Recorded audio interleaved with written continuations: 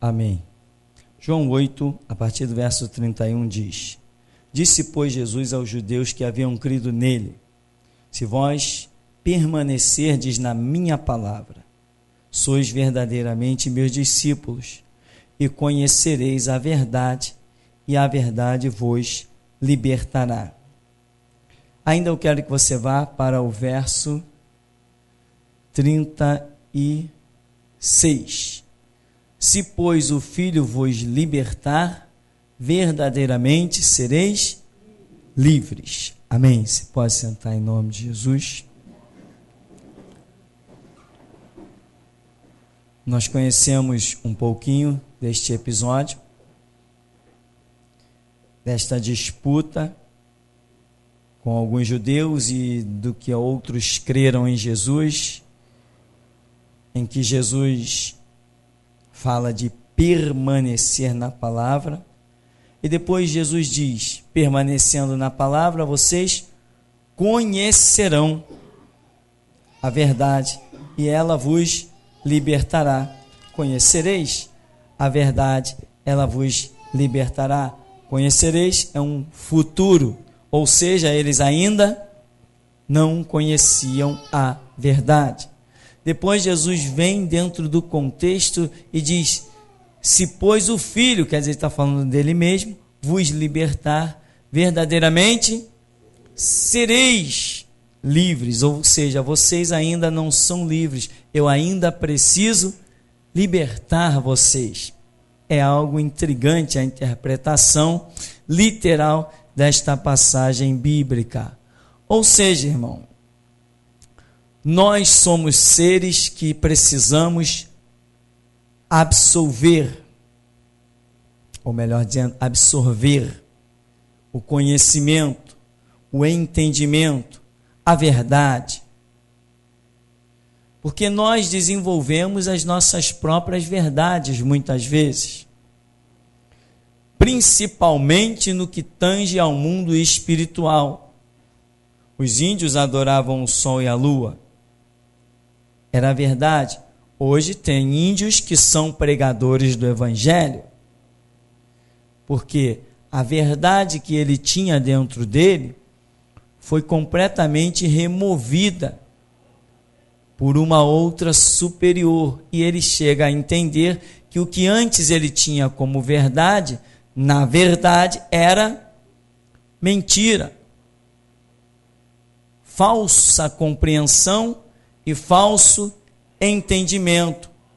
Então, se pois o Filho vos libertar, verdadeiramente sereis livres. Nós já temos aprendido aí, pouco importa aos que pensam ao contrário, nós vamos andar naquilo que o Espírito Santo nos tem ensinado. Nós temos aprendido que existe uma realidade chamada maldições.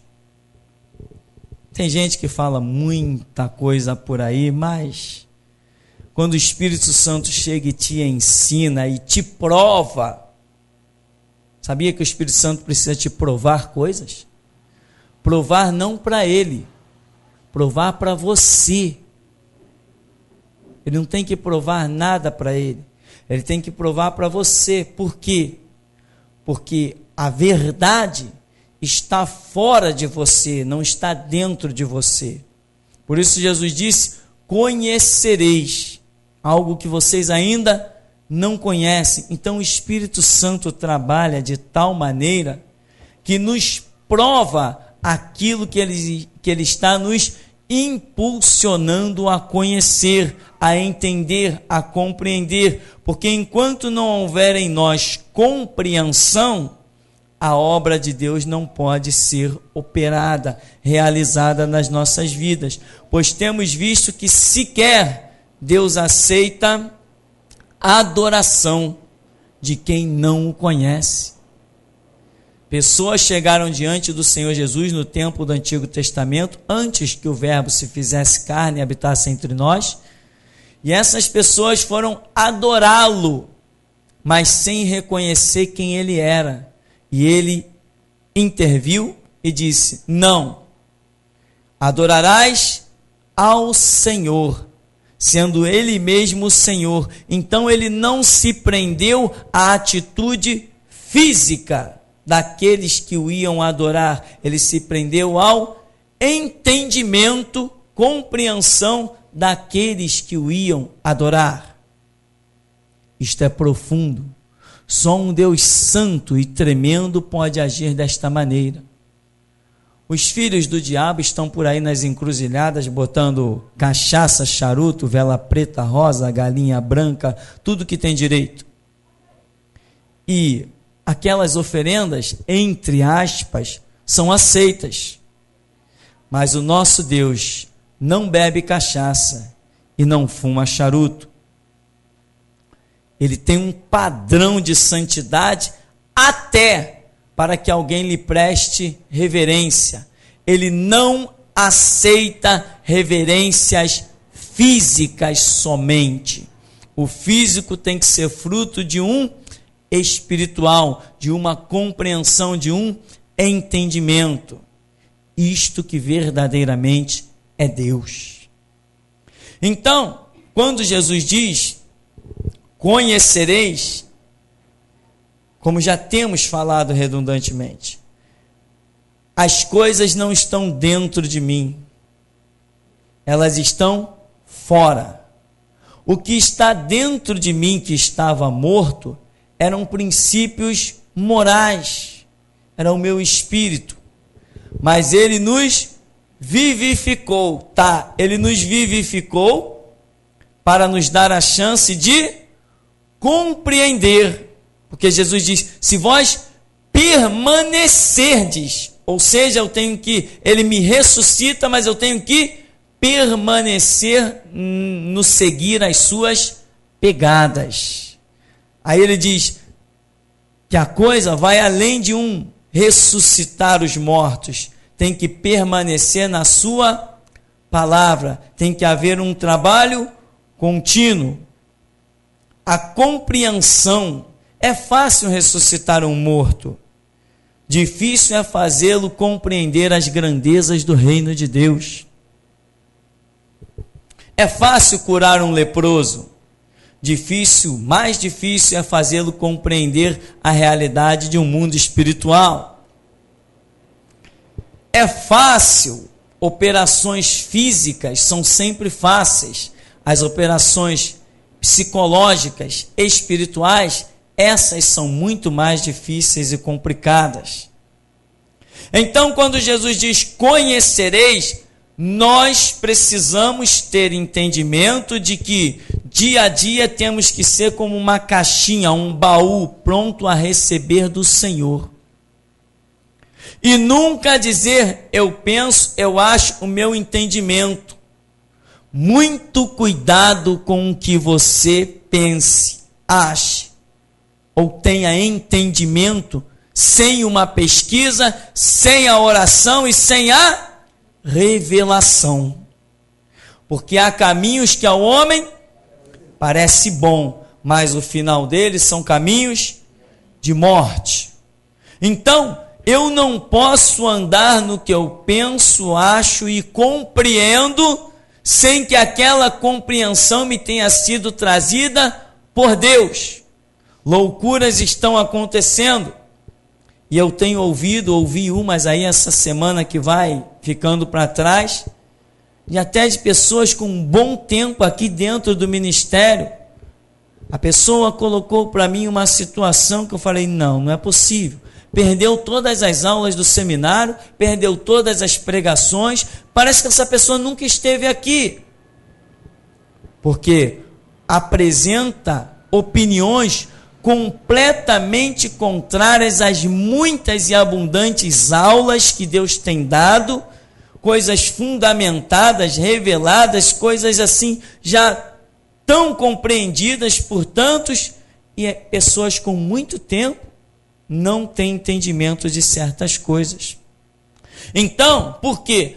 Eu acho que é assim. Não ache. Nós não fomos chamados para achar. Não fomos chamados para concluir. Fomos chamados para receber a revelação. Jesus disse: conhecereis a verdade. E quem é a verdade?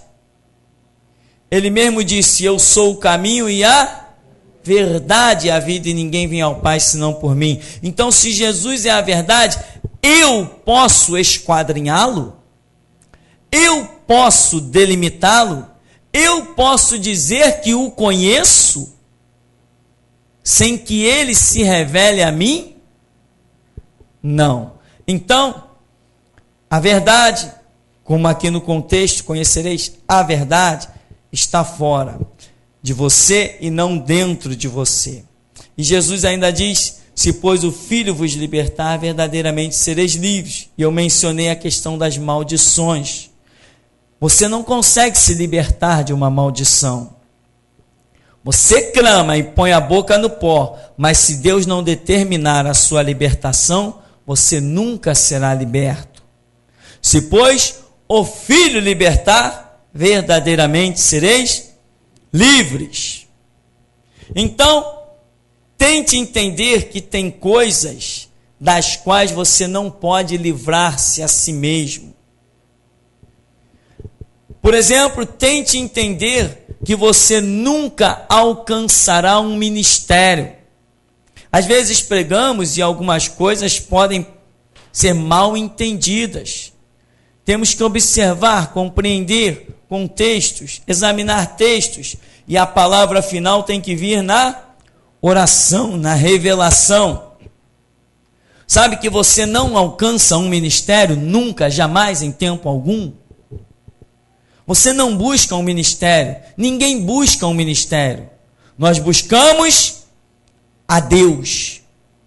Por consequência de buscar a Deus, Ele nos recruta ao seu serviço. E todo serviço prestado a Deus por permissão, por ordem de Deus, isto é chamado ministério. Mas ninguém busca ministério. Nós buscamos a face do Senhor. Muitos se perdem. Eu vou alcançar, aí traça um caminho para si mesmo, traça uma rotina, traça um ideal para si mesmo e começa a perseguir. Meu irmão, persiga buscar a face do Senhor. Amém? Moisés buscava a face do Senhor, mas Moisés nunca buscou ser o libertador da nação de Israel. Entende? Gideão está ali, mas não buscava ser aquele libertador. Josué está ali junto de Moisés, mas ele não buscava ser aquele que fosse colocar o povo lá dentro da terra prometida.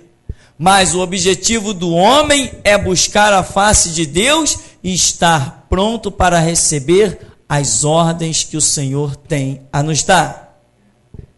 Então veja aqui o que queremos ressaltar nesta oportunidade. Você precisa tomar cuidado, muito cuidado, porque se você tentar concluir as coisas, você não dá espaço para que Deus te revele. Eu tenho falado constantemente neste ministério que a nossa luta é buscar a direção de Deus. Com o recurso que temos, com o conhecimento que temos, outros em nosso lugar estariam fazendo milhares de coisas. Com aquela filosofia, vamos fazer porque é para Deus, então Deus vai abençoar. Eu tive longos anos de caminhada em organizações batistas e a filosofia é essa: vamos fazer porque é para Deus, então Deus vai abençoar. E caminhando descobrimos que isto é mentira, profanação. Deus não abençoa o que eu faço achando que é para Ele.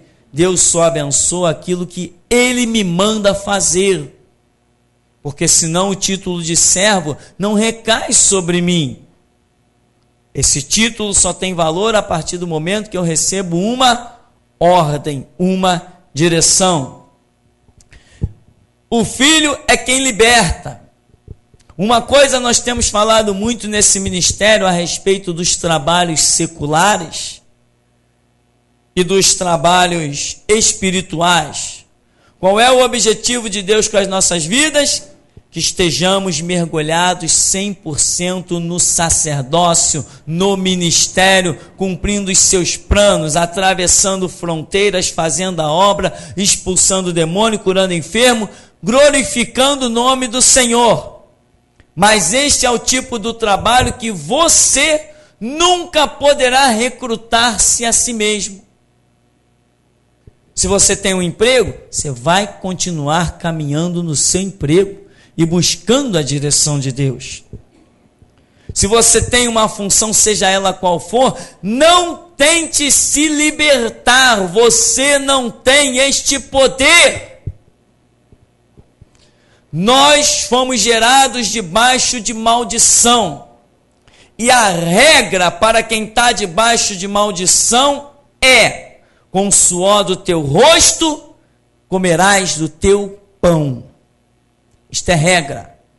Mas se o Filho vos libertar, verdadeiramente sereis livres. Mas quem é que vai libertar? É o Filho. Eu não posso libertar-me a mim mesmo. Tem pastores que assumiram púlpitos e pensam que são libertos. Continuam escravos do mesmo jeito, pois ficam ainda dependentes de salário dado por igreja. Só mudou o cenário e o palco, mas a escravidão continua a mesma. Quando o Senhor Jesus me chamou para este ministério, Ele me disse: nada vai te faltar. Ele é fiel e honra a sua palavra. Desde que eu assumi este ministério, nada me faltou. E também não faltaram as lutas e as provas para que eu pudesse mostrar a minha fidelidade ao meu Senhor. Porém, eu conheci pastores de anos de ministério em que muitas vezes não tinham um pedaço de pão para dar aos seus filhos. Por quê? Porque na verdade ele ainda era escravo. Pastorzinho Batista vivendo de salário de igreja. Isso é uma desgraça. Pastor Batista que vive de salário é escravo. Quando o Senhor te liberta, você não depende de nada de ninguém. A igreja pode não ter R$1 de dízimo e oferta entrando. Ele abre porta onde não há porta e põe o pão na tua mesa. Isso é para quem é livre. Mas não tente sair do jugo que foi decretado lá em Gênesis, sem que ele mude a história da sua vida. Conheci aqui nesse ministério, nesse aqui, pessoas que disseram assim: não, eu busquei a Deus na madrugada, eu orei e eu vou fazer isso assim, assim. E foi e fez. No caso, até uma viagem para São Paulo. Quando chegou em São Paulo, o traficante meteu a arma na face dessa pessoa e por muito pouco ela não foi morta lá dentro de um botequim por um traficante que dominava a área completamente. Foi e voltou só em vergonha e em calamidade, porque as pessoas, nós, seres humanos, se não vigiarmos, temos essa facilidade de tomar decisão. Irmão, vai para o quarto, clama e toma a decisão na direção do Senhor. Se você tomar decisões fora dos critérios de Deus, a tendência é somente cair, naufragar. Lembra de Saul? Saul tomou uma decisão. Saul achou que podia fazer. Ele era o rei, sabia fazer um holocausto, estava acostumado a ver Samuel fazer tantas vezes. Qual foi o resultado? Naquilo que ele considerava certo, foi o motivo da sua reprovação. Há caminhos que ao homem parece ser bom, mas o final dele é caminho de morte. Saul viu isso literalmente. Saul partiu para uma decisão achando que seria um bom caminho, sacrificar ao Senhor, mas o final do caminho de Saul foi o suicídio sobre a própria espada. Não tente fazer aquilo que Deus não te mandou fazer. Tem mais. Vai passar situações terríveis. Hoje há uma placa de retorno. Hoje há uma placa de retorno. Tem pessoas que têm que voltar atrás e aproveita a oportunidade, irmão. Porque voltar atrás ou rever conceitos são oportunidades que muitas vezes não são dadas nessa dispensação. Deus dá graça aos humildes, mas resiste aos soberbos. Humilha-te, põe a boca no pó, mas põe a soberbia de lado, porque o teu caminho será glorioso. Se permanecer obstinado, acaba sendo quebrantado de uma hora para outra, sem que não haja mais cura, diz a Escritura. Então, meu irmão, o Senhor é quem nos liberta de todas as coisas. Quando Josué falou assim, Moisés, tem gente profetizando no arraial, ele diz assim, quem dera que todo Israel fosse profeta e que o Senhor lhe desse o seu espírito, mas ele sabia que nem todo Israel alcançaria tal posição. Tem pessoas aqui dentro, você entrou para ouvir a verdade? Tem pessoas aqui dentro que nunca alcançarão um ministério. E eu tenho coragem de falar. Porque aqui não trabalhamos por dízimo, nem oferta, nem quantidade. Aqui tem peneira. E o Senhor Jesus falou que este lugar é um centro de seleção. E ai de mim engolir uma palavra que Ele me conceda. Pois se todo dia o meu clamor é, Senhor, dá-me a tua palavra, e você quer a palavra dele também? Então, irmão, clama, busca, não te liberta a ti mesmo, porque se pois o Filho vos libertar, tem pessoas querendo se libertar na força do braço, pode voltar para o lugar de onde você parou e recomeçar tudo de novo. Pode voltar para o mesmo ponto e recomeçar tudo de novo. E é bom que recomece. Senão vai servir de vergonha, de escândalo e vai naufragar na fé. Depois vai dizer, Deus me abandonou. Não. Quem avisa, amigo é. E Jesus olhou para os seus discípulos e disse, já não vos chamo servos, eu vos chamo de amigos. Pois um servo não sabe o que faz o seu senhor. Veja que a Escritura diz, muitos são os pensamentos do homem, mas a palavra certa vem da boca do Senhor. O que você quer? Viver nos seus próprios pensamentos ou da palavra que vem da boca do Senhor? Quando a palavra que vem da boca do Senhor confirma os seus pensamentos, é uma coisa. Mas quando não confirma, é outra. Deixa eu falar algo muito profundo, que eu tenho coragem de falar porque sei a diferença. Coisa que os inimigos de Deus jamais falarão. Mas eu falo porque amo Jesus Cristo. E sei que obedecendo, a minha casa sempre estará de pé. E a minha vida sempre glorificará o seu nome. Quando eu digo que se a palavra de Deus confirmar os seus pensamentos, eu não estou falando a palavra que eu prego, o que sai da minha boca. Quando eu falo palavra de Deus, é além deste púlpito, é intimidade do quarto. Pregação é uma coisa, Deus fala, mas somente lá na intimidade é que o milagre acontece. Então, uma coisa é o pregador, outra coisa infinitamente superior a qualquer pregador é a voz de Deus na intimidade. O pregador é imperfeito. Eu posso pregar e a pregação pode até ter erros. Pode ter seja lá o que for, alguém pode examinar e sei lá dizer não é bem assim, pode até ser, mas quando Deus se revela na intimidade, eu quero ver alguém achar erro. Eu tenho coragem para dizer isso, reconheço a minha limitação de homem, falho.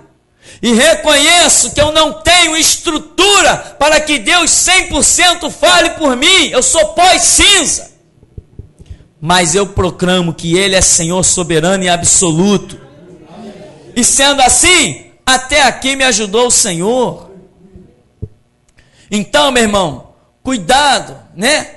Muitos são os pensamentos do homem, quer dizer, muitas são as coisas que fervem no coração do homem, mas a palavra certa vem do Senhor. Ferveu no coração de Saul coisas, ferveu no coração de Absalão coisas. Lembra de Absalão? Ferveu coisas no coração dele. Muitas são as palavras do coração do homem. Absalão dizia: se eu fosse rei, se eu pudesse julgar, isso está fervendo. Se eu fosse o tal, se eu fosse o absoluto, se eu tivesse um exército, isso tudo está fervendo no coração de Absalão. Mas a palavra certa veio do Senhor. Há caminhos que ao homem parecem bons, mas o final é caminho de morte. Onde foi parar Absalão? No mesmo lugar de Saul. Judas, só um resumo rápido. Judas, onde foi parar Judas? No mesmo lugar de Saul, no mesmo lugar de Absalão. Você conhece bem a história de Judas. Então, meu irmão, não te liberte a ti mesmo. Se você se libertar, a sua libertação é falsa. Hoje nós temos por aí pastores metodistas, presbiterianos, assembleianos, batistas que fizeram um seminário e viraram pastores. E eles, eu conheço e conheci, dentro da sua cabeça diziam: vou fazer um seminário e vou virar pastor. Outros diziam ainda mais: poxa, aqui fora emprego está difícil, o negócio é mesmo fazer um seminário e virar pastor, que assim você tem um salário garantido. Desgraçado, cego, surdo, nu, mudo, qualquer coisa assim. Porque eles pensavam que iam se libertar a si mesmo, pois continuavam prisioneiros, mesmo atrás de um púlpito. Aqui nós temos uma passagem interessante de Isaías 55, você que está aí com a sua Bíblia.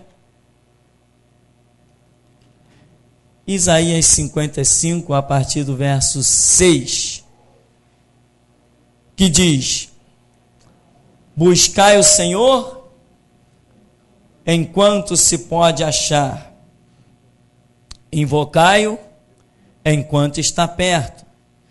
Deixe o perverso seu caminho, o iníquo os seus pensamentos. Converta-se ao Senhor, que se compadecerá dele, e volte-se para o nosso Deus, porque é rico em perdoar. Porque os meus pensamentos não são os vossos pensamentos, nem os vossos caminhos os meus caminhos, diz o Senhor. Porque assim como os céus são mais altos do que a terra, assim são os meus caminhos mais altos do que os vossos caminhos, e os meus pensamentos mais altos do que os vossos pensamentos. Já imaginou a distância da terra para o céu? Deus está dizendo, está vendo assim, está vendo essa distância imensa? Assim é a distância dos nossos pensamentos. Que coisa impressionante. Interessante, irmão, veja bem que no verso 7, deixe o perverso seu caminho, o iníquo os seus pensamentos. Converta-se ao Senhor, que se compadecerá dele. Volte-se para o nosso Deus, porque é rico em perdoar. Ora, para quem isso está sendo escrito? A quem essas palavras estão sendo dirigidas? A nação de Israel. E Deus os está chamando de iníquos e perversos, necessitando de arrependimento, de perdão. Ora, porque eles estavam nas mais horrendas práticas? Não. Qual é o contexto aqui? Pensamento. Converta-se ao Senhor. Deixe o perverso seu caminho, iníquos seus pensamentos, e você vai ver, os meus caminhos não são os vossos, e assim os meus pensamentos não são os vossos. O contexto central dessa passagem bíblica são os pensamentos, ou seja, tínhamos sacerdotes com pensamentos errados, mas eram sacerdotes. Tínhamos escribas com pensamentos errados, tínhamos reis com pensamentos errados, mas cuidavam eles que estavam servindo ao Senhor, cuidavam eles que estavam nos propósitos de Deus, ou seja, traídos pelos próprios pensamentos. Você pode dizer nessa noite: Deus, não me deixe ser traído pelos meus próprios pensamentos.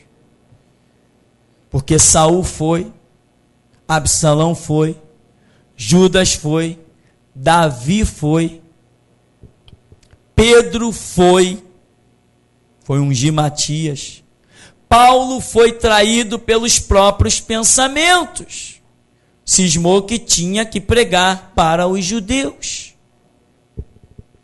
Então, traídos pelos próprios pensamentos, a Bíblia mostra listas grandes e imensas de pessoas que não entenderam provérbios, que há caminhos que ao homem parece bom, mas o final é caminho de morte. Não foi caminho de morte o de Saul, de Absalão? Não foi caminho terrível comparado à morte o de Paulo? O de Pedro foi um caminho terrível. Hoje inúmeras igrejas se espelham no erro de Pedro para cometerem também os seus erros e assim têm sepultado vidas. O caminho de Pedro também foi um caminho de morte, não para ele, mas para outros que se espelharam no erro dele. Então, meu irmão, o que eu quero concluir é dizer a você que Deus tem um plano com a sua vida, mas este plano, ele pode ter contigo tanto liberto, neste contexto que falamos, como até semelhante a José, Sadraque, Mesaque, Abednego e Daniel, em que não eram donos do próprio nariz, prestavam obediências. Amém? Daniel não prestava obediência? Prestava. Sadraque, Mesaque e Abednego? Prestava. José prestava obediência? Prestava obediência. No entanto, quantos Deus pôde contar para realizar obras tão tremendas? Foi Sadraque, Mesaque e Abednego que, por causa deles, a força do fogo foi esfriada e o quarto homem passeou no meio das chamas. Não tente te libertar, porque Deus tem um plano contigo mesmo sendo escravo. Quem foi que conheceu o anjo que fecha a boca do leão? Daniel, que era submisso a um rei, que outrora ímpio, no final parece até ter se convertido. Deus tem um plano contigo, mesmo que você seja visto como um escravo. O que importa é que no centro do teu coração tenha Deus. Deus está falando. Deus está falando. Agora, quando se tenta se libertar a si mesmo, Absalão colocou a sua cadeira no meio lá do rio, colocou no meio da praça. Absalão disse: eu vou julgar, eu vou libertar, eu vou engrandecer todo mundo. Quando ele tentou se libertar, ele caiu na cova. Mas aquele que cumpre, busca a face do Senhor, cumpre os projetos de Deus, pode estar até acorrentado, pode estar seja como for. Quem está no centro da vontade de Deus, mesmo cativo, oprimido, Deus é glorificado. Meia-noite, Paulo e Silas aprisionados, no tronco, pescoço preso, mãos presas, pés presos, Meia-noite, o império das trevas estava dominando por completo, eles estão cativos. De repente, no centro da vontade de Deus, porque só quem está no centro da vontade de Deus sente alegria para orar e para louvá-lo. Paulo e Silas estão no centro da vontade de Deus. E aí, Paulo, tudo bem aí? Tudo bem? E você, Silas, tudo jóia? Vamos cantar? Vamos embora? A alegria do Senhor a nossa força é.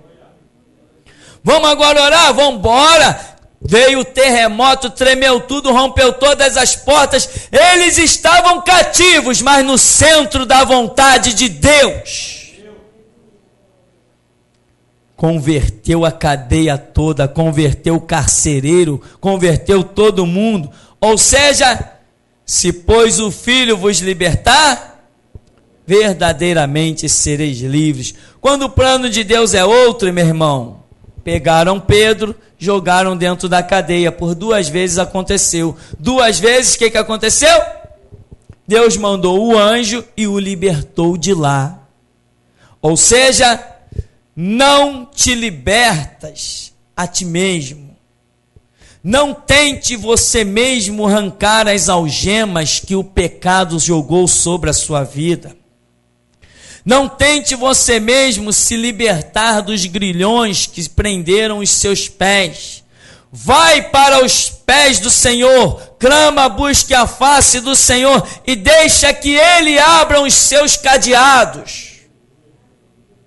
Porque a libertação, se pois o Filho vos libertar, verdadeiramente, não seja um falso liberto. Libertando-te a ti mesmo, seja um liberto verdadeiramente, liberto por Cristo. Então, aqui o texto, os pensamentos, os meus, não são os vossos, nem os vossos caminhos são os meus. Ou seja, por isso que todo dia eu digo, Deus me dá a direção. Por quê? Ora, porque eu sei que os meus pensamentos não são os do Senhor. Eu sei que os meus caminhos não são dele. Então, ele tem que me dar a direção todo dia, porque todo dia há uma estrada nova para ser trilhada. E sempre que eu me deparo com uma bifurcação, eu não tomo decisão, eu não sei para onde ir. É tempo de parar, orar, buscar a face do Todo-Poderoso, porque conhecereis a verdade, e ela vos libertará. Então, irmão, vamos concluir com este verso muito lindo, verso 9, que diz: porque assim como os céus são mais altos do que a terra, assim são os meus caminhos mais altos do que os vossos caminhos, e os meus pensamentos mais altos do que os vossos pensamentos. Portanto, irmão, tomou decisão, trilhou caminhos, e agora? Está certo ou está errado o seu caminho? Não chegue a nenhuma conclusão, não dê resposta a esta pergunta, se o seu caminho é certo ou é errado. A resposta para esta pergunta não pode vir dos teus muitos pensamentos. Ela tem que vir dos lábios do Senhor. Amém. Como Davi, expurga-me, ó Deus, dos pecados que me são ocultos. E até aqui nos ajudou o Senhor. Amém.